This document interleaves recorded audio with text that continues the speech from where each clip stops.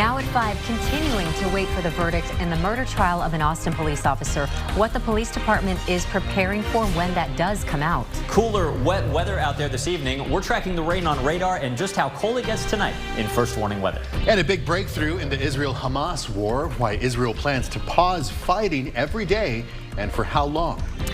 Another day of waiting for the verdict in the murder trial of an Austin police officer, Christopher Taylor. Thank you for joining us tonight at 5. I'm Britt Moreno. I'm Daniel Marin. Taylor is charged with killing Michael Ramos in 2020 during a parking lot confrontation with police. Now, the courthouse is closed tomorrow ahead of Veterans Day, so the jury will either make a decision tonight or dismiss until Monday. Our Grace Reader is live. Joining us now, Grace, any indication on what the jury is going to do? They are going to go home. They're going to come back at 8 a.m. on Monday morning. We did think that there was a possibility we were going to get a verdict. They just opened up the courtroom doors about 30 minutes ago, but it turned out to be a juror scheduling issue. So the jury has gone home for the day. We have been told they will come back on Monday. They've been deliberating for 16 hours now. We got a little bit of insight into what might be happening behind closed doors here. A couple of hours ago, the judge called the jury into the courtroom and reminded them that their decision has to be unanimous, which indicates to me that they're probably dealing with someone who's holding out or multiple people who are. The judge told the jurors that if they couldn't come to a unanimous decision by today, at the end of the day, that they would have to come back early Monday morning. As Daniel said, tomorrow's a federal holiday, so the courthouse is closed. Now, the judge did give really strict orders to these jurors. This is now a 3-day weekend for them. Judge Blasey told them, do not watch the media, do not talk about this case, do not break these rules, because if they do, then a mistrial could be declared when they come back on Monday. Back to you. Grace, thank you so much. Now, the Austin Police Department confirmed to us here at KXAN that it is prepared for possible unrest after this verdict is decided. The Austin Justice Coalition, which has had members sit in the courtroom at this trial, tells us they do have peaceful plans for after the verdict. Well, this evening, we're learning all the tests on the hazardous materials found at a state office building today are negative. Several floors of the William P. Clements building on West 15th Street were evacuated this morning after an envelope was discovered with a substance inside. Now, the building contains the Texas Attorney General's office. This video shows crews in hazmat suits. You can see them carefully taking off the materials and then putting them into trash bags. EMS says 3 patients, all from the AG's office, did not have any symptoms but were taken to the hospital to be evaluated. The Austin Fire Department says when situations like this happen, there is a protocol to follow. We do our best to make sure that anybody that's around it is out of harm's way. And then we have basically a line or a process to, if there's some substance available, then we will take that substance, test it, and then with our partners discover if it's, how harmful or not harmful it'll be, just based on what our monitors say. And the FBI is joining DPS in their investigation to figure out where this letter came from. Well, by now, some of us have had some rain. We've seen the dark looming clouds. I mean, the change is here. Oh, a welcome change right? For many. It is getting cooler. It's rainy out there. Look at the Austonian weather cam. Not terribly cold. This isn't a really strong front, but temperatures have been dropping in Austin steadily since the lunch hour. Cloudy skies and raindrops on the Austonian weather cam. We are currently 15 to nearly 30 degrees colder than we were yesterday at this time. That translates to some jacket weather out west, 57 in the northern hill country, 60s for most of the rest of us, including 64 in Austin. Widespread rain still falling, and we've got hours more of this. That's the best part. Green colors just showing some light to moderate rain in Austin, although some heavier rain is approaching this evening from the hill country. Coming up, what time we dry out from this first round of rain and just how chilly temperatures stay through the weekend. David, thank you so much. It is back to the campaign trail for the Republican candidates for president. Now, last night, 5 GOP hopefuls clashed in the 3rd primary debate in Miami, but the GOP frontrunner was not there. And the question today is, did the other candidates make enough headway to be Trump's next challenger? Here's Drew Petrimo. From 10 years ago. The debate, sharp and at times personal. So you might want to take care of your family first. Leave my daughter out of your voice. You're just the easy answer. The 5 candidates on stage in Miami taking aim at each other and discussing major issues like the war in Gaza. Finish the job once and for all with these butchers, Hamas. They're terrorists. We need to focus specifically on providing Israel with the $14 billion that they need. Once again, the frontrunner in the race, former President Donald Trump, did not participate. Instead, Trump rallying supporters just a few miles away in Hialeah. We will not yield. We will never give in. We will never give up. And we will never, ever back down. While polls show Trump dominating the race, there is a wild card. The former president is facing nearly 100 felony charges and trials set to begin next spring during the thick of the Republican primary. What's going to happen is he's going to start losing as soon as he spends every day in a courtroom in Washington, D.C. Meanwhile, President Biden in Illinois speaking to auto workers at a plant that reopened after a historic deal between auto companies and workers' unions. When you're in the middle of a fight, I stood and others stood with you shoulder to shoulder on that picket line. My predecessor went to a non-union shop and attacked you. I hope you guys have a memory. President Biden trying to reassure Democrats that his message can lead to victory next year, despite poll numbers that show voters don't trust him on the economy. Drew Petrimo, NBC News, Washington. And the White House says Israel will implement a 4-hour pause in fighting in northern areas of Gaza every day to allow civilians to leave and humanitarian aid to be delivered. But the Israeli military insists while safe passage will be allowed, this isn't a ceasefire. NBC's Raf Sanchez reports from Tel Aviv. The White House is saying today that after weeks of American urging, Israel has agreed to 4-hour humanitarian pauses in the fighting in Gaza every day with a view to allowing Palestinian civilians to get out of the scene of the most intense combat in northern Gaza and to allow humanitarian aid to get in. Now, at this time, there is no indication that these humanitarian pauses are in exchange for the release of hostages held by Hamas. We have yet to see any sign from Hamas that they intend to release more of these 240 hostages. So we are now hearing from the Prime Minister's office here in Israel. They are not using the term humanitarian pause. They have consistently said that there will be no ceasefire as far as they are concerned until the hostages are released. But they are saying that they will continue to allow these so-called humanitarian corridors to be open so Palestinian civilians can leave Gaza City, head south where it is safer, not safe, but safer. We did speak earlier today with Israeli President Isaac Herzog. He had just received the latest Israeli intelligence on the hostages. He told us that at this time, there is no substantial offer from Hamas on the table that could lead to the hostages' release. He said that various third parties had been floating what he called optimistic reports. But as far as he is concerned, there is no viable offer from Hamas at this time. I asked him, does that mean that Israel's only option to recover the hostages is a military rescue? He said he wouldn't discuss that, but he did say there are thousands of Israeli officials, soldiers, and spies working around the clock to bring the hostages home. I did also press him on the growing number of Palestinian civilians killed by Israeli airstrikes in Gaza. He said Israel is doing everything they can to minimize civilian casualties, and he also blamed Hamas, saying that the group had hid its tunnels underneath residential areas. Raf Sanchez, NBC News, Tel Aviv. Well, data from the Census Bureau shows an expected population decline in the U.S. and a decline in a specific race. And Pflugerville residents are going to see an increase to their water bills, and it's not exactly small. What that price hike is for coming up.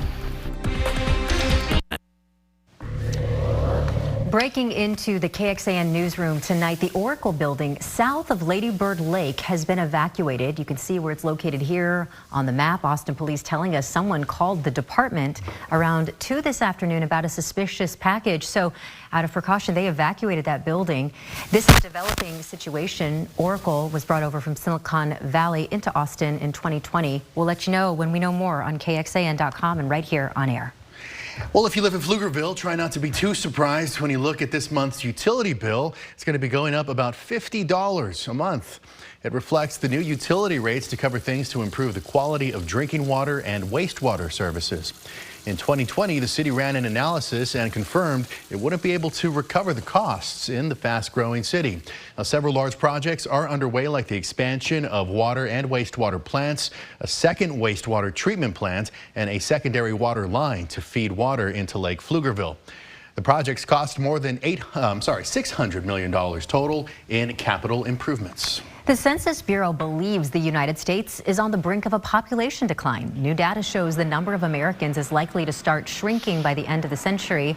The population projected to reach a high of nearly 370 million in 2080 before edging downward to 366 million in 2100, and that's only about a 10% increase from the population right now.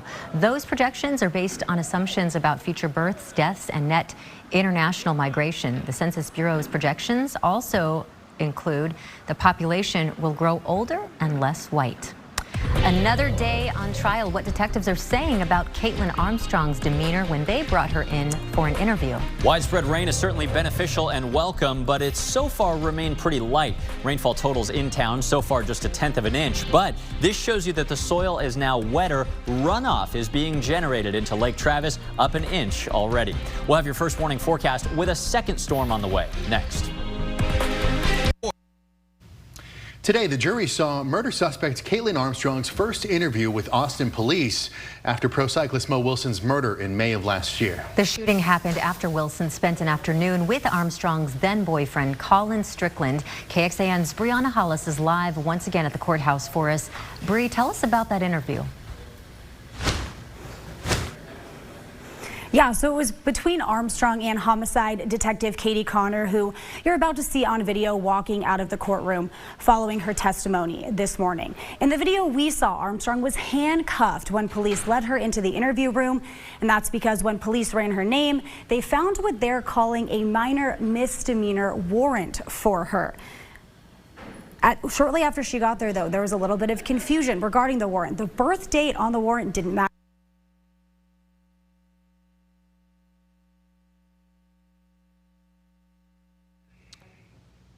Told Armstrong that Strickland had brought up her name while talking to detectives about Wilson's death. Okay, Brianna, we're having a little bit of trouble with you. Daniel, I'll let you handle it from here. You know what, Brianna, we're just going to go ahead and send it over to our website, KXAN.com. That's where you can find continuing coverage on the trial, and we'll try to, you can certainly look for updates there from Brianna. All right, so things over to you over there in the Weather Center. Okay, well, it is going to start looking a lot like Christmas pretty soon. Do we have video of this? Because in Rockefeller Plaza, we told you that the tree was picked out a little while ago. Today, it was actually cut down to head to New York City, and it's coming from Vestal, New York, which is close to the Pennsylvania border. The tree is big, as you can see. 80-year-old Norway spruce, standing 80 feet tall, and it will arrive at the plaza on Saturday morning. And you can watch that tree lighting live from Rockefeller Plaza on November 29th at 7 p.m. right here at KXAN. And I think, David, the cooler weather sort of inspires us to break out the decorations. No doubt. One of my neighbors put up a Christmas wreath, and I thought, okay, holiday, here we go, it's go time. 2 months, a month and a half early? Never too early, I guess. I guess it's better early than late, right? Right. Yeah, it's starting to feel certainly cooler, which also ramps up this KXAN's Friendsgiving Challenge, also heating up this evening. So grab your phone, scan the QR code on your screen in just a moment, and make a donation now. It's all for the Central Texas Food Bank. Together, meteorologist Kristen Curry and I have raised nearly $40,000 thanks to you. You guys are so generous. Here's the thing, though. We want to raise $100 grand by Thanksgiving. All of this gets stretched out into feeding massive amounts of people in need through the Central Texas Food Bank. I'll tell you, Team David is in the lead just slightly this evening, but Kristen is known to do some tricky things that get big donations, so thank you so much for your support. Anything you're able to give is super helpful, even just $10 this evening. All right, let's get to the holiday feeling out there, because after 4 days in a row in the 80s, temperatures are dropping in Austin right now. And look at that cooler weather up in Midland and Abilene. Matter of fact, Austin is going to remain below 70 degrees for the next 7 straight days. You can break out the long sleeves from the back of your closet again. It's gray, it's cool, and it's wet up in Round Rock. No doubt affecting traffic this evening, so please take it easy on the roadways. Just some sprinkles mainly in this light green color, but widespread soaking rain continues for many. And here's a little band of some heavier, moderate downpours. Still no lightning, no hail risk. Don't worry about that, but some steady soaking rain from Blanco County up to the lakes. Liberty Hill, Andice, everybody getting a soaking. And notice how this is kind of slowly transitioning into the Austin area. Cooler weather blowing into Austin as well. Look at these temperatures, 53 Burr up in Richland Springs, 62 in Horseshoe Bay. In Austin, as promised, we hit a high in the mid-70s, but we hit it at lunchtime. Temperatures have dropped more than 10 degrees since then, 63 in Austin and Round Rock, 50s already in Sun City and Florence, east of I-35. Some of us closer to 70 degrees as the front arrived a little bit later for you. Widespread rain still falling across much of the state tonight, and as we typically see during an El Nino wet winter, this storm system producing today's rain is only one of several that are heading our way. The next one lining up on the west coast. This one new tonight is looking to bring more rain than previously thought when it arrives a few days from now. Let's get you through the next couple of rounds of rain and the weekend to come. Here we are this evening with widespread light to moderate rain continuing. This has no end in sight for the next few hours, so please, as I mentioned, plan a little extra time to get where you're going this evening. After 7 p.m., widespread shield of rain continues. Couple embedded downpours are possible, but not expecting much lightning and thunder. Overnight tonight, great sleeping weather with cold north winds and some light rain falling. Tomorrow morning, it'll be cold, windy, and gray, but notice from 8 a.m. all the way through late morning and even through Friday afternoon and evening, we just don't have a lot of rain in the forecast. With that said, it won't be a pretty day with gray, chilly conditions. The rain chances still in the forecast tomorrow through Veterans Day weekend, but they're quite low. Most of us remaining dry on Saturday for Veterans Day plans. But here's that next spike in rain coverage from the second storm that I showed you. New tonight, we've got rain chances up to 60%, and they may go even higher. So this evening, plus that Monday storm system could yield another inch to inch and a half of rain for many, maybe up to 2.5 inches of rain in our southeastern counties. You see those heavier totals down near Houston and the coast. That's because storm number 2 Sunday into Monday kind of concentrated to our south and east. Tonight's forecast, a likelihood of periods of rain slowly winding down overnight. North winds get stronger and temperatures colder at 53. Tomorrow, no more highs in the 80s. How about 59 degrees? A couple isolated showers can't be ruled out, but the chances are low at just 20%. May see a couple breaks of Veterans Day sun on Saturday afternoon, but then storm system number 2 rolls in, and look at these cooler than normal temperatures. Average highs are in the 70s this time of the year. We won't see 70 again until a week from today. Finally, rain clears out and the sun comes back out starting next Wednesday. David, thank you very much. A South Austin neighborhood is brightening up for more safety. The street that's getting more lights thanks to more funding. Hey, Dennis Murphy here. If you drive west out of Miami past the subdivisions and strip malls, you might end up at a place like this. Straight ahead is the Everglades. And law enforcement knows that places like this are often where bodies are found dumped. On June 1st, 2011, an officer came down this gravel road to see a body on fire. That case would lead detectives as far afield as British Columbia and Spain. Follow that trail of clues with us tonight on Dateline. Today, Austin City Council approved the Transportation and Public Works Department's request for over $3 million to add safety lighting to Slaughter and Howard lanes. City Council voted earlier this year to create a funding agreement with TxDOT for the High Safety Improvement Program lighting projects. That's a federally funded program. That program says safety lighting can decrease crashes by nearly half. And based on city crash data, both Slaughter and Howard lanes qualify for the safety lighting projects. Well, Austin is going to be busy this weekend for the Texas Book Festival and the Veterans Day Parade. So to help you get around the road closures, here's what you need to avoid. Well, today through Sunday for the Book Festival, West 12th, West 13th, and Colorado Streets will be fully closed. Same thing goes for Congress Avenue from 8th to 11th Streets. And then just on Saturday for the Veterans Parade, Congress Avenue from West Riverside Drive to Cesar Chavez Street will be closed from 5 a.m. to 1 p.m. There's some partial closures over the weekend as well. For the full list, just head to our website, KXAN.com. Well, coming up tonight on KXAN, we have Law and Order at 7, Transplant at 8 o'clock, then an all-new Dateline at 9, and then we're back for KXAN News at 10. You can join us an hour earlier for KXAN News at 9 on CW Austin, and here is where to find us.